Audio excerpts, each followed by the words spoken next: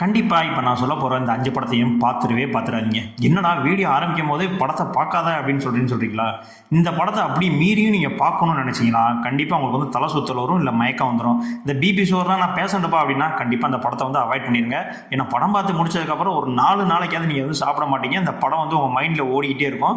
முக்கியமா சொல்றேன், இந்த வீடியோ 18 வயசுக்கு மேல இருக்கவங்க மட்டும் பாருங்க. 18 வயசுக்கு கீழே இருந்தீங்க அப்படின்னா இந்த வீடியோவை ஸ்கிப் பண்ணிட்டு நீங்க வேற வீடியோக்கு வந்து போயிடலாம். அப்படி என்னடா படம் சொல்ல போற அப்படின்ற மாதிரி தோணலாம். ஏன்னா இந்த சொல்ல போற இந்த 5 படங்களுமே உங்களை உளவியலா ரொம்பவுமே வந்து அட்டாக் பண்ணும். மனதளவுல ரொம்ப வீக்கா இருந்தீங்க அப்படின்னா கண்டிப்பா அந்த படத்தை வந்து பார்க்காதீங்க. இதுல நான் ஃபர்ஸ்ட் சொல்ல போற படம் 1980 ஒரு இத்தாலியன் டைரக்டர் ரக்கேரோன்றவர் ஹானிபல் ஹாலோகாஸ்ட் அப்படின்னு சொல்லிட்டு ஒரு படம் எடுத்தாருங்க. இந்த படம் தியேட்டர்ல 2 நாள் தான் வந்து ஓடிச்சு. உடனே வந்து படத்தை வந்து பேன் பண்ணிட்டாங்க. கிட்டத்தட்ட 41 நாடுகள்ல இந்த படத்தை வந்து பேன் பண்ணிட்டாங்க. பேன் பண்ண அடுத்த செகண்ட் இந்த படத்தை எடுத்த டைரக்டரையுமே வந்து அரெஸ்ட் பண்ணிட்டாங்க. இந்த படத்துல அவ்வளோ பெரிய விஷயங்கள் வந்து இருக்கு. அதுக்கு முன்னாடி இந்த படத்தோட கதை என்ன அப்படின்றத சொல்லிடுறேன், கேட்டுக்கோங்க. ஒரு ஃபிலிம் ஷூட் பண்ணுறதுக்காக ஒரு 5 பேர் வந்து பார்த்தீங்கன்னா ஒரு அமேசான் காட்டுக்குள்ளே இருக்கக்கூடிய ஒரு காட்டுவாசிகள், அதாவது மாமிசங்கள்லாம் சாப்பிடக்கூடிய ஒரு காட்டுவாசிகளை லைவாக போய் படம் எடுக்கிறதுக்காக வந்து உள்ளே போகிறாங்க. போனவங்க வந்து திரும்ப ஆள் வரவே இல்லை. உடனே அந்த கவர்மெண்ட்லேருந்து ஒரு டீமை வந்து உள்ளே அனுப்பிச்சி விட்றாங்க. ஆல்ரெடி உள்ளே போன ஒரு டீம் வந்து வரல, என்ன நடந்துச்சுன்னு தெரியல, ஸோ நீங்கள் போய் பாருங்க அப்படின்னு சொல்லிட்டு இவங்க உள்ளே போகிறாங்க. அந்த காட்டுக்குள்ளே போனோடனே அவங்களுக்கு ஒரு கேமரா வந்து தென்படுது. உடனே அந்த கேமரா எடுத்து பார்க்குறாங்க. அந்த கேமராவில் இதுக்கு முன்னாடி ஒரு டீம் உள்ள போனாங்களா, அவங்க அந்த காட்டுவாசிகள் என்னென்ன பண்ணாங்க, அந்த காட்டுவாசிகள் பதிலுக்கு இவங்க என்னென்ன பண்ணாங்க அப்படின்ட்டு மொத்தமே அந்த வீடியோவில் வந்து இருக்கு. ஸோ இதுக்கப்புறம் இந்த படத்தில் என்ன நடந்துச்சு அப்படின்றதான் அந்த படத்தினுடைய ஒன்லைன் ஸ்டோரி. இந்த படத்தில் ஒவ்வொரு சீனுமே வந்து உங்களால் பார்க்கவே முடியாத அளவுக்கு வந்து டைரக்ட் பண்ணி வச்சிருப்பாப்புல. அதுலேயும் குறிப்பிட்ட 2-3 சீனெல்லாம் வந்து பார்த்தீங்கன்னா அனிமல்ஸ் எல்லாம் டைரக்டாகவே வந்து அட்டாக் பண்ணுவாங்க. லைவாகவே வந்து பார்த்தீங்கன்னா இதில் நிறைய அனிமல்ஸ் வந்து டார்ச்சர் பண்ணியிருக்காங்க இந்த படத்தில். அது மட்டும் இல்லாமல் ஒரு சீன்லாம் வந்து பார்த்தீங்கன்னா ஒரு பெண்ணை வந்து நியூடாகவே வச்சு அவங்கள வந்து இந்த கழுவேற்றுற விஷயங்கள்லாம் வந்து பண்ணுவாங்க. அந்த சீனெல்லாம் நீங்கள் பார்த்துட்டீங்க அப்படின்னா கண்டிப்பாக உங்களுக்கு ஒரு 4 நாளைக்கு வந்து தூக்கமே வராது. ஏன்னா அந்த அளவுக்கு வந்து அந்த மேக்கிங் வந்து எடுத்து வச்சிருப்பாப்புல. கண்டிப்பாக இவன் ஒரு பைத்தியக்காரனாக தான் இருப்பான் அந்த டைரக்டர் அப்படின்ற மாதிரி தோணும் இந்த படம் பார்க்கும்போது. ரொம்பவுமே ஒரு கொடூரமான படங்க. கண்டிப்பாக அந்த படம் பார்த்து முடிச்சதுக்கப்புறம் ஏன்டா இந்த படத்தை பார்த்தோம் அப்படின்னு உங்களுக்கே வந்து தோண ஆரம்பிச்சிடும். ரொம்பவுமே உங்களை உளவியல் சார்ந்து ரொம்பவுமே வந்து இந்த படம் வந்து அட்டாக் பண்ணுங்க. இந்த படத்தில் இருக்கக்கூடிய வயலன்ஸு, அதிகப்படியான அந்த செக்ஸுவல் கண்டென்ட், இது எல்லாத்துக்குமே சேர்த்து இந்த படத்தை வந்து பேன் பண்ணிட்டாங்க. இந்த படம் அதுக்கப்புறம் வந்து பார்த்தீங்கன்னா யூடியூப் எல்லா வெப்சைட்லையுமே வந்து கிடைச்சிச்சு. ஆனால் பார்த்த எல்லாருமே வந்து பார்த்தீங்கன்னா கமெண்ட்ஸில் ஐயோ இந்த படம் பார்த்தாலும் என்னால் சாப்பிட முடியல, தூங்க முடியல, இந்த மாதிரி கமெண்ட்ஸாக வந்ததுலேருந்து யூடியூப்லேயுமே அந்த படத்தை வந்து தூக்கிட்டாங்க. ஒருவேளை நீங்கள் வந்து தைரியசாலி, நான் எந்த படம் வேணால் பார்ப்பேன் அப்படின்னு தோணுச்சுன்னா கண்டிப்பாக அந்த படத்தை வந்து ட்ரை பண்ணி பாருங்கள். அடுத்த நம்ம 2வதாக பார்க்க போகிற படம் 2010 ரிலீஸ் ஆன செரிபியன் ஃபிலிம். இந்த படமும் ரொம்பவுமே ஒரு டிஸ்டர்பிங்கான ஃபிலிம்ங்க. இந்த படமும் கிட்டத்தட்ட 46 கண்ட்ரியில் வந்து இந்த படத்தை வந்து பேன் பண்ணிட்டாங்க. ஆக்சுவலாக இந்த படம் ரிலீஸ் பண்ணும் போதே வந்து பார்த்தீங்கன்னா ஒரிஜினல் வெர்ஷன் வந்து ரிலீஸ் பண்ணலை.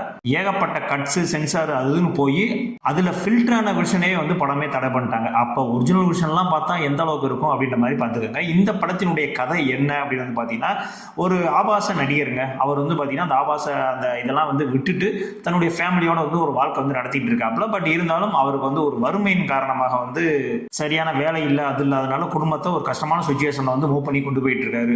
ஒரு சுச்சுவேஷன்ல அவருடைய பழைய தோழி வந்து சொல்றாங்க, இந்த மாதிரி திரும்ப வந்து நீ வந்து ஒரு ஆபாச நடிகரை வந்து நடி, இந்த மாதிரி ஒரு சின்ன ஆட் ஒன்று இருக்கு, அதில் மட்டும் நீ நடிச்சுட்டு போயிரு, அது மூலியமா ஒரு அமௌண்ட் வரும், உன் ஃபேமிலியை வந்து நீ பெட்டர் பண்ணிக்கலாம் அப்படின்ற மாதிரி சொல்லிட்டு போறாங்க. தலைவன் திரும்பவும் அந்த ஆபாச படம் நடிக்கிறக்குள்ள இறங்குறாப்புல.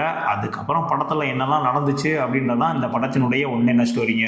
இந்த கதையை கேட்டதுக்கப்புறம் சரி ஓகே, படத்தில் ஆபாசமான சீன்லாம் நிறையா இருக்கும், ஸோ படம் வந்து ஒரு கில்மா படமாக இருக்குமோ அப்படின்ற மாதிரிலாம் உங்களுக்கு தோணலாம். பட் இதில் அந்த மாதிரி சீன்ஸ்லாம் இருக்குது.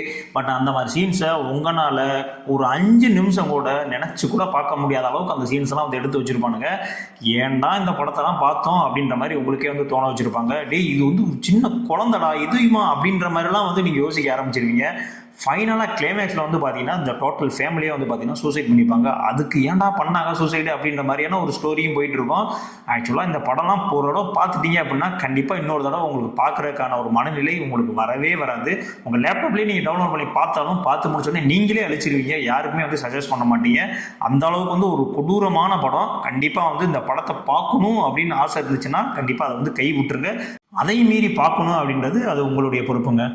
அடுத்த நம்ம மூணாவதாக பார்க்க போகிற படம் 1974 ரிலீஸ் ஆன படம். இந்த படத்தினுடைய நேம் வந்து பார்த்தீங்கன்னா தி டெக்சாஸ் செயின்சா மசக்கர். இந்த படம் ஒரு சைக்கலாஜிக்கல் ஹாரர் த்ரில்லர் படமாக வந்து ரிலீஸ் பண்ணாங்க. இந்த படத்தினுடைய ஒன்லைனர் ஸ்டோரி என்ன அப்படின்னா, ஆக்சுவலாக இது வந்து ஒரு உண்மை சம்பவம். உண்மையிலேயே இப்படி ஒரு சைக்கோ இருந்திருக்கான். அந்த சைக்கோவை இன்ஸ்பயர் பண்ணி தான் வந்து இந்த படத்தையே வந்து எடுத்து வச்சிருக்காங்க.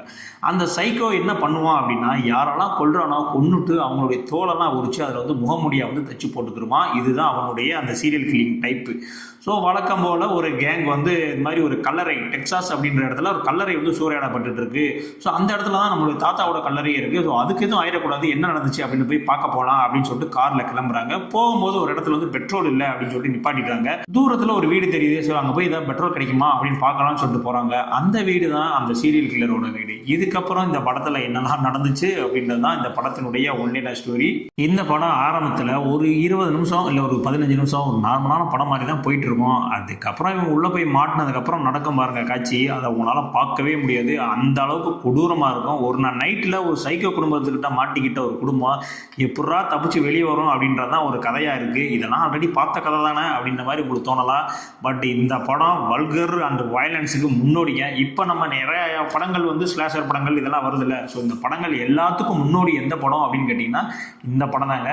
இந்த படம் கிட்டத்தட்ட 17 நாடுகளில் வந்து இந்த படத்தை வந்து தடை செஞ்சுட்டாங்க. படம் பார்த்துட்டு இருக்கும் போதே தியேட்டரில் ஏற்பட்ட பேருக்கு தலை சுத்தல், மயக்கம், மாந்தியெல்லாம் வந்து எடுத்து போட்ட படத்தை பாதியிலே நிப்பாட்டி எல்லாத்தையும் ரிட்டர்ன்லாம் வீட்டுக்கு அனுப்பிச்சு விட்டுருக்கானுங்க. இந்த மாதிரி சம்பவங்கள்லாம் வந்து இந்த படத்துக்கு வந்து நடந்திருக்கு. ஏன்னா இந்த படத்தில் ஒவ்வொரு சீனும், அதாவது அவங்கள கொலை பண்ணுற அந்த கொலையை வந்து காட்சிப்படுத்தியிருப்பாங்கல்ல, அந்த ஒவ்வொரு சீனுமே வந்து பார்த்தீங்கன்னா அந்த அளவுக்கு ரொம்பவுமே வந்து ரியலிஸ்டிக்காக இருக்கும். உண்மையிலே கொண்டுட்டானா இல்லை படம் தான் ஓடிட்டு இருக்காடா அப்படின்ற அளவுக்கு உங்களுக்கு டவுட் வரும்.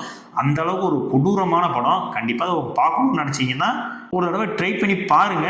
பட் அதுக்கு படம் பார்த்ததுக்கப்புறம் எனக்கு 2 நாள் மண்டிலே ஓடுதுப்பா, கிருகிருன்னு வருதுப்பா, என்னால் சாப்பிட முடியலப்பா அப்படின்லாம் சொல்லாதீங்க என்கிட்ட. பட் ஒரு சினிமா ஃபேனாக இருந்தீங்க அப்படின்னா கண்டிப்பாக அந்த படத்தை ஒரு ட்ரை பண்ணி தான் பாருங்களேன். அடுத்த 4வதாக நான் சொல்ல போகிற படம் 2009 ரிலீஸ் ஆன ஹியூமன் சென்டிபைட். இந்த படம் மேக்ஸிமம் எல்லாரும் பார்த்துருப்பீங்க. ஏன்னா என்னுடைய ஃபேவரட்னு சொல்லுவேன். பட் இருந்தாலும் இந்த படம் பார்த்து ஒரு 5 நாள் வந்து ஒரு மைண்ட் டிஸ்டர்ப்டாகவே இருந்துச்சு. ஸோ அந்த அளவுக்கான ஒரு படம், அந்த அளவுக்கான ஒரு டைரக்ஷன் இருக்கும். படத்தில் என்ன கதை அப்படின்னா, ஒரு பெண்கள் வந்து 2 பெண் வந்து இந்த மாதிரி அமெரிக்காவிலேருந்து ஜெர்மனிக்கு அது மாதிரி ட்ராவல் வந்து போயிட்டு இருக்காங்க. ஒரு சுச்சுவேஷன் வந்து வண்டி நின்றுட்டாங்க. ஆனால் அந்த இடத்துல ஒரு மழை குளிர்னு வந்து அதிகமாக இருக்குது. சரி ஓகே, அங்கே ஒரு பங்களா தெரியுது, அங்கே போய் ஸ்டே பண்ணுவோம் அப்படின்னு சொல்லிட்டு உள்ளே போகிறாங்க. உள்ளே போனால் அங்கே ஒரு ஃபேமஸ் டாக்டர் ஒருத்தர் இருக்கான். அந்த டாக்டர் என்ன பண்ணுறான், இவங்க 2 பேத்துக்கு மயக்க ஊசியை போட்டு மயக்க வச்சிடறான். மயக்க போட்டுட்டு அவங்கள தூக்கிட்டு அண்டர் கிரவுண்டுக்கு போகிறான். அண்டர் கிரவுண்டுக்கு போனால் ஆல்ரெடி அங்கே ஒருத்தனை வந்து கடத்தி வச்சிருந்துருக்கான். இதுக்கப்புறம் இவங்க 3 பேரையும் வச்சு ஒரு எக்ஸ்பெரிமெண்ட் பண்ண போகிறேன் அப்படின்னு சொல்லிட்டு ஒரு எக்ஸ்பிளனேஷன் கொடுக்குறான். அந்த எக்ஸ்பிளனேஷன் கேட்கும் போதே நம்மளுக்கு வந்து வாந்தியெல்லாம் வந்து தலையெல்லாம் சுத்த ஆரம்பிச்சிடும். என்ன சொல்லுவான் அப்படின்னா, அதாவது உங்கள் 3 பேத்தையும் நான் இணைக்க போகிறேன். அதாவது எப்படின்னா, ஒரு மனுஷனை வந்து இப்போ நாய் மாதிரி உட்கார வச்சுட்டு அவங்களுடைய ஆசன வாயில இன்னொருத்தனோட வாயை வைக்கிறது, திரும்ப இன்னொருத்தனோட ஆசன வாயில இவங்களுடைய வாயை வைக்கிறது, இப்படியே வந்து ஒரு செயின் மாதிரி வந்து நான் பண்ண போகிறேன் அப்படின்ற மாதிரி சொல்லுவான். இதை எக்ஸ்பிளைன் பண்ணும் போதே வந்து நம்மளுக்கு வந்து தலையெல்லாம் சுத்த ஆரம்பிச்சிடும். இது எல்லாம் எப்படா இதெல்லாம் ஒரு கதையாக வந்து எடுக்கிறீங்க, இதுக்கெல்லாம் எவன் ப்ரொடியூஸ் பண்ணுறான் எப்படா அப்படின்ற மாதிரிலாம் உங்களுக்கு தோண ஆரம்பிக்கும். அவன் 3 பேர்த்த பண்ணக்கூடிய அந்த டார்ச்சர் இருக்குல்ல, அதுதாங்க அந்த படத்தோட ஃபுல் ஸ்டோரியாகும். அந்த அளவுக்கு வந்து டார்ச்சர் பண்ணி வச்சிருப்பான். இதெல்லாம் வந்து ரியல் லைஃப்பில் சாத்தியமில்லாத ஒரு விஷயத்த அவ்வளோ தூரம் ரியலாகவே வந்து உங்களை கொடுமைப்படுத்திட்டு இருக்கான் அப்படின்ற மாதிரியான ஒரு விஷுவலில் வந்து காட்டி விட்டுருப்பானுங்க. கண்டிப்பாக அந்த படம் பார்த்ததுக்கப்புறம் ரொம்பவுமே வந்து மைண்ட் டிஸ்டர்ப் ஆகிடும். கிட்டத்தட்ட ஒரு 7 நாடுகளில் இந்த படத்தை வந்து தடை பண்ணிட்டாங்க. ஆனால் இந்த படத்தினுடைய சில சென்சார் விஷன், அதாவது கட் பண்ண விஷன் இருக்குல்ல, ஸோ அது மட்டும்தான் சில நாடுகளில் இன்னுமே வந்து ரிலீஸ் ஆகிருந்திருக்கு. கண்டிப்பாக இந்த படத்தை முடிஞ்ச அளவுக்கு தவிர்த்துருங்க. இல்லை நான் ட்ரை பண்ணணும் அப்படின்னு நினச்சா கண்டிப்பாக ஒரு ட்ரை பண்ணி பாருங்கள். பார்த்துட்டு கண்டிப்பாக டிலீட் பண்ணிடுங்க. அடுத்த நான் ஃபைனலாக சொல்ல போகிற படம் 1975 ரிலீஸ் ஆன Salo the 120 days of Sodom அப்படின்ற படம். ஆக்சுவலாக இந்த படம் வந்து ஒரு நாவலை பேஸ் பண்ணி எடுக்கப்பட்ட படம். 1947 வந்து ஒரு நாவலை பேஸ் பண்ணி தான் அந்த படத்தை வந்து எடுத்தாங்க. இந்த படத்தினுடைய ஒன்லைனர் ஸ்டோரி என்ன அப்படின்னு பார்த்தீங்கன்னா, ஒரு 4 அதிகாரம் படைத்த ஒரு 4 தலைவர்கள், அதாவது ஜனாதிபதி அந்த மாதிரி ஏதாவது வச்சுக்கோங்களேன்.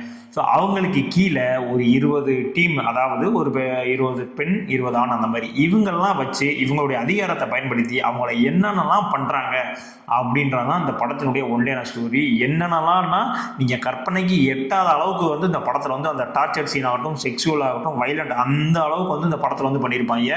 இந்த 4 பேரை பார்த்தாலே உங்களுக்கு வந்து வெறியாகும். அந்த அளவுக்கு வந்து படத்தை வந்து எடுத்து வச்சிருப்பானுங்க. கண்டிப்பாக ஒரு சாதாரண மனநிலையில் இருக்கிறவன் கண்டிப்பாக அந்த படத்தை வந்து பார்க்கவே முடியாது. அந்த அளவுக்கு மேக்கிங் வந்து ரொம்பவுமே வந்து கொடூரத்தனமான ஒரு மேக்கிங்கை வந்து எடுத்து வச்சிருப்பாங்க. ஒரு அதிகாரம் அப்படின்ற ஒரு விஷயம் ஒரு ஆளுக்கு ரொம்பவுமே வந்து கிடைச்சிக்கிட்டே இருந்துச்சுன்னா இந்த சொசைட்டியில் சொசைட்டியில் எந்த மாதிரி விஷயங்கள்லாம் நடக்கும் அப்படின்றத அப்படியே தத்ரூபமாக வந்து காட்டியிருப்பானுங்க. அந்த காலகட்டங்கள்லேயே இந்த படத்தை கிட்டத்தட்ட 45 கண்ட்ரியில் வந்து பேன் பண்ணி வச்சுருந்துருக்கானுங்க. அந்த காலகட்டங்களில் இந்த படத்தை பார்த்தவங்க கண்டிப்பாக இது வந்து படம் கிடையாது, இது வந்து ரியலாக தான் வந்து இவங்க ஷூட் பண்ணியிருக்காங்க அப்படின்ற மாதிரி நம்பிட்டு இருந்தாங்க. ஏன்னா அந்த அளவுக்கு வந்து மேக்கிங் வந்து பண்ணி வச்சிருப்பானுங்க. கிட்டத்தட்ட 40-50 வருஷங்களுக்கு முன்னாடியே. கண்டிப்பாக இந்த படம் பார்க்கணும் அப்படின்னா வேணா ட்ரை பண்ணி பாருங்க. பட் இந்த படம் பார்க்கறதுக்கு நான் வந்து சஜஸ்ட் பண்ண மாட்டேன். இதுக்கு முன்னாடி சொன்ன படங்களை காட்டிலும் இந்த படத்தில் இருக்கக்கூடிய வயலன்ஸ், செக்ஷுவல் கண்டென்ட் உங்களை உளவியல் ரீதியாக ரொம்பவுமே வந்து பாதிக்கும், சொல்லிட்டேன். ஸோ இப்போ நான் சொன்ன இந்த 5 படங்களையுமே கண்டிப்பான முறையில் திரும்பவும் சொல்கிறேன், பார்க்காதீங்க. ஒருவேளை நீங்கள் பார்க்கணும்னு ஆசைப்பட்டு பார்த்துட்டா வேற யாருக்கும் சஜஸ்ட் பண்ணாதீங்க. ஏன்னா உங்கள் உளவியல் ரீதியாக நீங்கள் எப்படி பாதிக்கப்பட்டீங்களோ அதே மாதிரி அவங்களும் பாதிக்கப்பட்டுருவாங்க. ஸோ யாருக்கு வந்து அந்த படத்தை வந்து சஜஸ்ட் பண்ணாதீங்க. இது மாதிரி பார்ட் 2 வீடியோ இருந்தால் போடுங்க ப்ரோ அப்படின்னா சொல்லுங்க, நான் உங்களுக்கு சஜஸ்ட் பண்ணுறேன். நீங்கள் பார்க்கக்கூடாது அப்படின்றக்காகவே நான் வீடியோ வந்து சஜஸ்ட் பண்ணுவேன். ஸோ இதே மாதிரியான அடுத்த ஒரு வீடியோவில் வந்து உங்களை சந்திக்கிறேன். இந்த வீடியோ பிடிச்சிருந்துச்சி அப்படின்னா கண்டிப்பாக உங்களுடைய ஃப்ரெண்ட்ஸ் எல்லாத்துக்கும் ஷேர் பண்ணுங்கள். நம்மளுடைய சேனல் பெரிய சேனலாக இல்லை, சின்ன சேனல் தான். ஸோ உங்களுடைய சப்ஸ்கிரைப் அப்படின்ற ஒரு சப்போர்ட் வந்து எனக்கு கொடுத்தா நம்மளுடைய சேனல் வந்து ரொம்ப மென்மேலும் வளரும். இதே மாதிரியான அடுத்த ஒரு வீடியோவில் வந்து உங்களை சந்திக்கிறேன். நன்றி.